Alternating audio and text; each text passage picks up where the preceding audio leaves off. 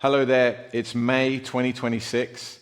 So for most young basketball players, it's the end of the season, and now comes a time of reflection on the season just past and a preparation phase for the coming year. So there's a time here where you get to ask yourself some questions which could help you to start planning for what it is that you're going to do over the summer period, the period where you don't have the pressure of competition. You get a chance to rest. You get a chance to heal the body from soreness and tiredness and potentially injury from the season. And then you get to start building towards next year. And this is a time where a lot of athletes and players want to be able to make an improvement in what they do on the court. And there is a good chance that if you use this time well, then you can integrate new skills and certainly build on some of your strengths and improve some of your weaknesses in this period, so that as you get to next season, you are something of a different player. So in this video, what I'm going to do is I'm going to walk you through a very, very basic model of how I do this with athletes. So if you're a coach, you can take this and you can use it with your athletes. And if you're a player, then you should be able to use this, ask these questions to yourself. And if you do this work and for some of these things you don't know where to get extra information or the programs or anything like that, please don't be afraid to ask me. I'll be happy to help you in any way that I can. All right, so the model is like this, all right? So the first question is, what are your priorities right now? Okay, you cannot prioritize everything. You cannot get better at everything. You can't make all of your weaknesses strong and all of your strengths really much, much better. You can't become the ultimate athlete in one summer. So you're going to have to prioritize, all right? And I use 3 buckets for our players to consider, okay? This doesn't mean that you have 3 priorities for each bucket. It doesn't mean that you have 1 priority for each bucket. It is simply a guide for thinking about what it is that you're going to prioritize in your life. But as I like to say with my athletes, the priorities are the priorities. It doesn't need to fit necessarily into one of these 3 things. Okay, so the buckets that we use are basketball, personal, and physical. All right, so you might think that there is a particular skill that you want to develop or you want to get better at on the court. You might have something in your life. That could be academics, it could be personal relationships, it could be religion and spirituality, it could be something completely outside of basketball like writing a novel or getting into some other area of life that you're really interested in. The priorities are the priorities, man. This isn't, for me to decide what is important to you. And then physical, so in this bucket is really the work that you do that isn't necessarily on the basketball court, but certainly does have an impact on your health and your body, and which should translate to helping you on the basketball court. So if you are considering, how am I going to plan for my summer? How am I going to make a change here that's going to help me going forwards in the next years? Use this as a guide, okay? Ask yourself, what are my current priorities, okay? And if you're struggling with that, you can use these 3 buckets to consider, if I was going to do 1 for each, what might they be? Or you can just have them in your mind when you think about what your priorities are. Now, if you're coming at this for the first time, what I'd probably suggest is just take a blank piece of paper and write down everything that's important to you, and then choose 3 of those that stand out as the most important things, that if those were the only things that you could do between now and September, then those are the ones that you would choose. The second question that you can ask yourself is, what do I want to be able to do come September? September is usually the time in the Western world where the season is getting ready to restart. So given that we're in May, June, July, August, and September, so you've got about 4 months now before that time, 120 days, it's a great period of time to be able to make a change. So ask yourself, what do I want to be able to do come September? All right, so it's 2 questions. What are you going to prioritize right now, and what do you want to be able to do by September? That should start to give you some clarity on what it is that you're going to plan when it comes to the summer. Now, I'm going to give you an example from a player I had a meeting with yesterday. And here's a message for the coaches is in these meetings, the priority that I want to make sure I get to for me as the leader here is that we come out of this with something that the player can take with them. And it might not be right then and there you have a solid plan for 4 months, but you want to give yourself a deadline which is very immediate, which allows you to say, okay, here's what we're going to do, and here's how we're going to do it, and now the player has to go and do it. Because it can be very easy, at least it is easy for me, to have these meetings and keep talking about stuff and going into it and trying to figure out, is this really your priority? How might you do that? And try to get the athlete to take ownership over it. And then we spend too long in the meetings and not enough time in the action, in the doing. All right. So have a goal of having this meeting either with yourself or with your athletes. Get to the point where you feel like you could make a plan and then get the bare bones of that plan done very immediately in the next 24 or 48 hours, and then start acting. Because ultimately, the learning that you will do about how you're going to get better at this stuff, what changes you need to make, and really anything in the plan that might need to change is only going to get learned when you start executing the plan. All right. So however bad you think your plan is in the beginning, just make one and start doing it, and you will find out through the doing which parts of this are not quite appropriate or need to be dialed up, and which parts of it you could cut out, and all of that stuff. All right. For this example player, what he identified were 3 areas. All right. One was he talked about his knees hurting after he made maximal efforts for dunks in games.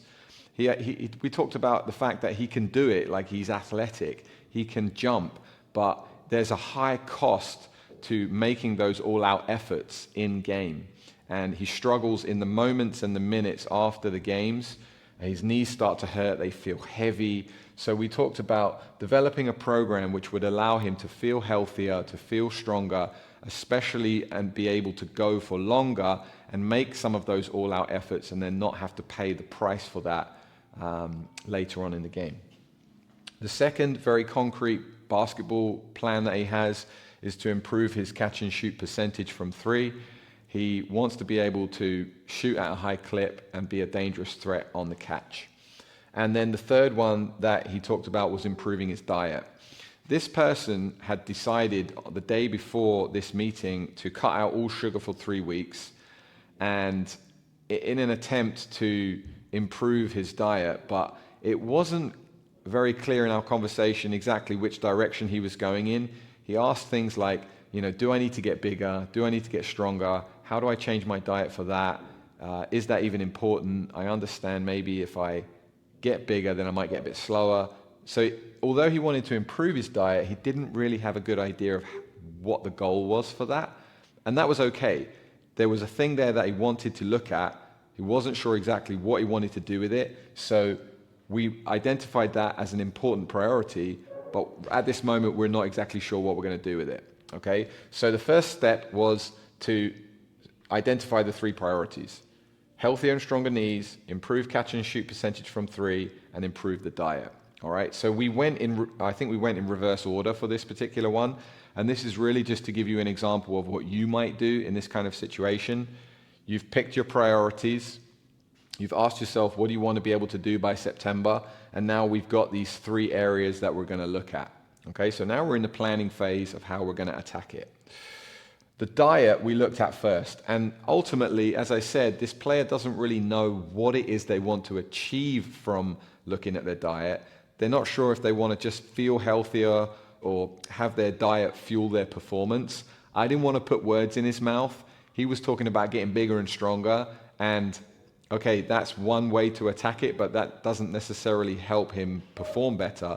So the suggestion that I made was that we track things for 2 weeks. Okay, the biggest issue for this particular person, as far as I can see, was action, was being the player that he wished to be every single day. He likes to talk about these kind of things and go on little trial diets and do all this kind of stuff, but the action of living as the person that gets a scholarship or the professional player, he wasn't as adept at. So what we identified here, what we have to do was start tracking and actually measuring what is it that you are doing. So, if you have something here where you're not exactly sure what the outcome might be, the first stage might be to track. Okay, so this person's going to track consumption, essentially what are you going to eat and when you eat it. So you could write that down. You could probably get a free app that you could put the information into. Just keep a diary of your food. And then the other two things would be mood and energy, okay? Because for me, what we bring into the body is going to have an influence over how we feel in terms of our overall mood, our overall approach to life, and the energy we have for the things that we care about, which is going to be the other two. And so if we can start to track these things, we may begin to see some patterns over a couple of weeks that might help us with a direction for improving this diet. So nothing to change at this moment, nothing to plan for in any big way. Just do what you do, but track what you're doing. All right. Secondly, the improving catch and shoot percentage. So one task I gave to the athlete was to find out on this season what their percentage actually is, because that's an important measure that, we don't know what we're improving if we don't know what the number is. So he had a task to do that. If you've got any kind of shooting goal in your priorities, it would be important to find out what are the numbers right now, so that you can know what it is that you're trying to improve and how much you want to improve it by. Then we identified two ways of doing this. Okay, keep it very simple. First of all, we're going to do some tests. Okay, so I've got 5 tests that I have for shooting, and we're going to do those on the first day, and then week 6 and week 12. All right, so just very simple, 5 tests that really broadly test the skill that he's trying to get better at and give us a definitive number that he can look at and see from week 1 to 6 to 12, did he make an improvement? Then the last thing was to get 2 or 3 template workouts that he could do. So what we built in the meeting was 3 different workouts. One was when he was by himself, all by himself. The second one would be when he has a rebounder that could just rebound for him. And the third one was with a partner, somebody who was working out with him. So 3 different situations. Each of those you could dial up and dial down in terms of the number of makes or the number of shots that you shoot or the time on task. But 3 different workouts that he could have with him. So on any given day, depending on who's involved and the space that he has, he could apply one of those workouts. And the idea here would be to go 5 days a week on these. And then, for this one, the most important thing for this particular person was doing something consistently and taking ownership over it. Okay? I have a program which I'm going to give to him. All right? It's called a standards workout. It has a series of exercises in it which are pretty broad across the board. So lower body and upper body. They're body weight exercises, but they're a measure of strength at end range of motion.